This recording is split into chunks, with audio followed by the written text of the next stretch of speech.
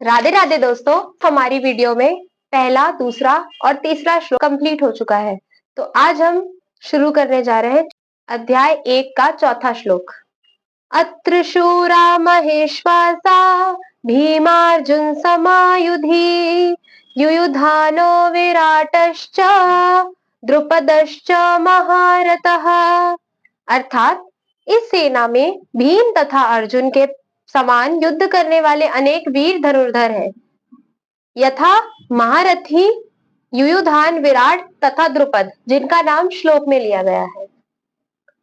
यद्यपि युद्ध कला में द्रोणाचार्य की महान शक्ति के समक्ष धृष्टद्युम्न महत्वपूर्ण बाधक नहीं था, किंतु ऐसे अनेक योद्धा थे जिनसे भय था, जो धनुर्धर थे, वीर थे।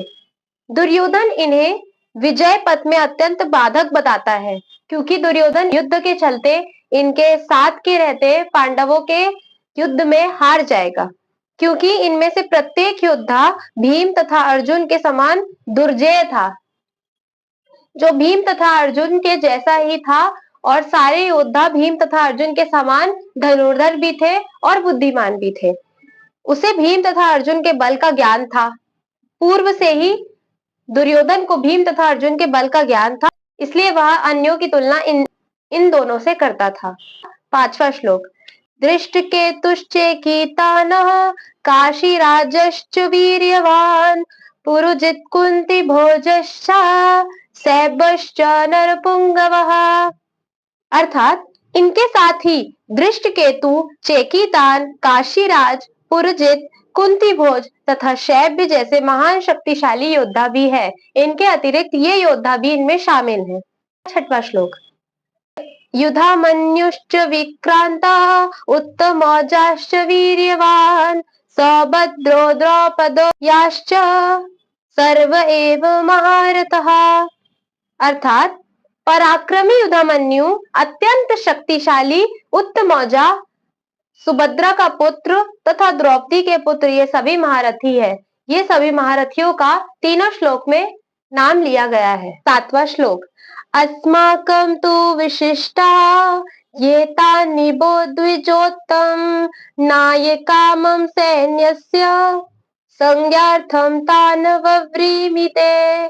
हे ब्राह्मण श्रेष्ठ, अपने पक्ष में भी जो प्रधान है उनको आप समझ लीजिए। आपकी जानकारी के लिए मेरी सेना के जो जो सेनापति है उनको बतलाता हूँ। प्रश्न है, तू पद का क्या अभिप्राय है और अस्माकम के साथ इसका प्रयोग करके क्या भाव दिखलाया है। तू पद यहाँ भी के अर्थ में है।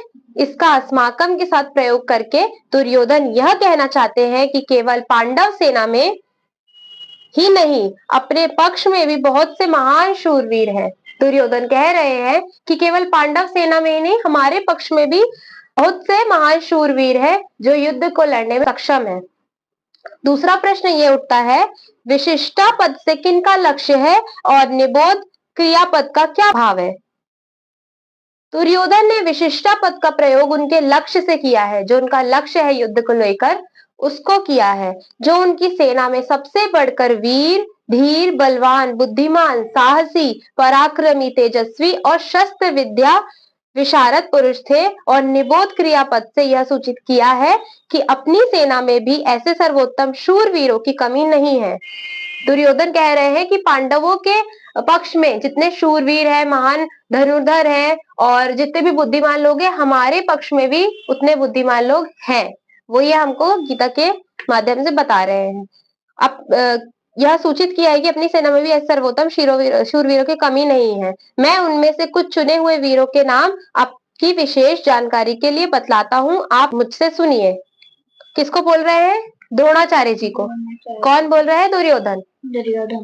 संबंध क्या है? अब दो श्लोकों में दुर्योधन अपने पक्ष के प्रधान वीरों के नाम बतलाते हुए अन्याय वीरों के सहित उनकी प्रशंसा करते हैं।